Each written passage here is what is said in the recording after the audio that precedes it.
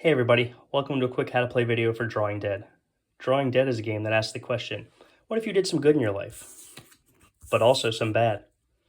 And what if when people like you died, maybe in a Frontier Saloon poker game gone deadly, they wake up in the frontier town of the afterlife, in Purgatory, and have to play their way out? Overcoming minions in Purgatory, unlocking gates, and defeating the bosses behind them, all by playing and manipulating hands of poker cards with special action text in order to activate your character's abilities. Players start the game by choosing from one of the playable characters, each with their own passive, activated abilities, and upgrades. Upgrades are dual-sided and are earned by opening gates and beating the bosses behind them, and you get to pick which side goes down each time, which means even if you play through the game with the same character more than once, you can choose different upgrade paths, and they reinforce different play styles. Players also set the difficulty of the game by choosing the level of the 3 gates that they have to clear. Here we have it set up for standard difficulty with a level 1, a level 2, and a level 3 gate. And behind each gate is a boss, and that boss might be stronger at level 3, and you might also have to face more minions at higher levels, which are your run-of-the-mill enemies. In order to win the game, you have to meet the unlock requirements on all 3 of the gates to unlock them and defeat the boss behind. If you beat the 3rd boss before you either run out of health or you run out of cards in your deck, you win. Otherwise, you lose and are trapped in Purgatory forever.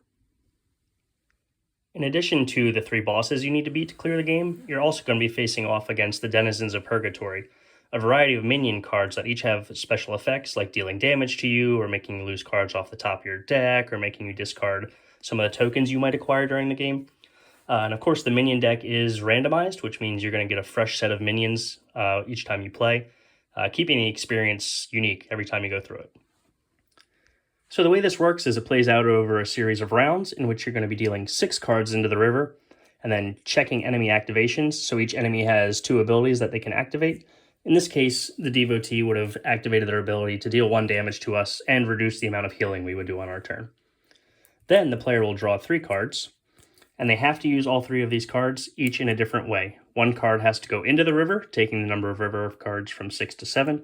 1 card has to either go to unlocking a gate by meeting the requirement on the gate card, or into a bank, which they can pull from later. And 1 card actually has to be used for the action text in the center of the card. So what makes this game unique is you've got a poker deck, but it also has a line of text, and those are going to be abilities that you're using every single round. So in this case, I could put this ace here, I could put this king out here, and I could use this jack to turn this king or this queen into a king, and that would result in 3 of a kind. I have an ability that activates if I meet 3 of a kind, so I put this token on it to show I'm activating that ability, and that lets me do a bunch of damage. In this case, I would do enough damage to defeat this devotee in 1 round. Cards you use go to the discard, which is good because they shuffle back up and go back into the deck.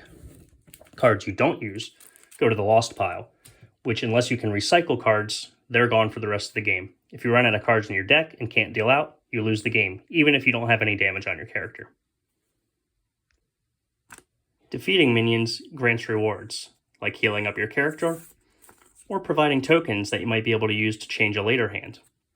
Defeating a minion also lets you reveal the top card of the deck and either put it at your bank, where you can pull from later to mitigate some RNG, or if you meet the requirement, add a gate. And that really is it there. You're just playing rounds of poker hands and manipulating those river cards in order to activate your character's abilities to overcome minions, unlock gates, and defeat the bosses behind them. Defeat all 3 bosses, and you win. Run out of HP on both your character's good or radiant side and bad/infernal side, and you lose. And if you run out of cards in your deck and can't deal out, you lose.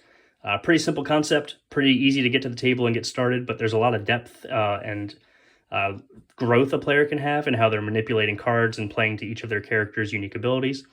And there's a lot of variety. You're going to see a lot of different minions every time you play. There are more than 1 level 1, 2, 3 boss gates, so even if you're playing the same difficulty, you're probably going to see different bosses every time.